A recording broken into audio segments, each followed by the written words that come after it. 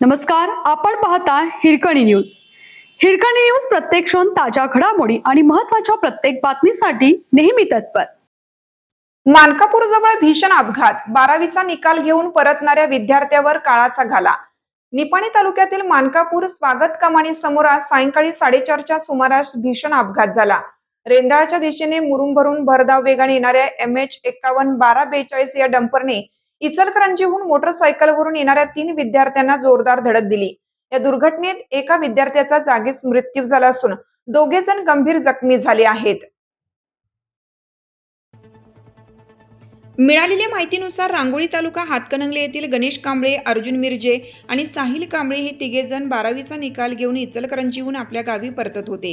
त्यावेळी मानकापूर स्वागत कमानी समोरून येणाऱ्या मुरुम वाहतूक करणाऱ्या डंपरने त्यांच्या मोटरसायकलला जोरदार धडक दिली. धडक इतकी भीषण होती की 2 विद्यार्थी हवेत उडून रस्त्याच्या बाजूला फेकले गेले. या अपघातात गणेश कांबळे या विद्यार्थ्याचा जागीच मृत्यू झाला, तर अर्जुन मिरजे आणि साहिल कांबळे हे गंभीर जखमी झाले असून त्यांच्यावर कोल्हापूर येथील CPR रुग्णालयात उपचार सुरू आहेत. अपघाताची माहिती मिळताच महाराष्ट्र पोलीस तातडीने घटनास्थळी दाखल झाले. जखमी विद्यार्थ्यांना प्रथम इंदिरा गांधी रुग्णालय इचलकरंजी येथे हलवण्यात आलं. त्यानंतर पुढील उपचारासाठी त्यांना CPR हॉस्पिटल कोल्हापूर येथे पाठवण्यात आले.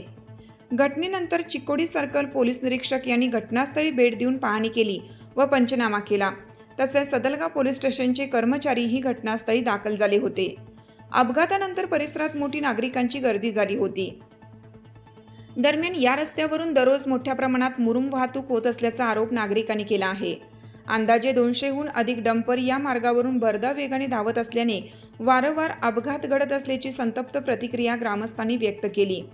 संबंधित मुरुम वाहतूक कायदेशीर आहे का याची चौकशी करण्याची मागणीही जोर धरू लागली आहे.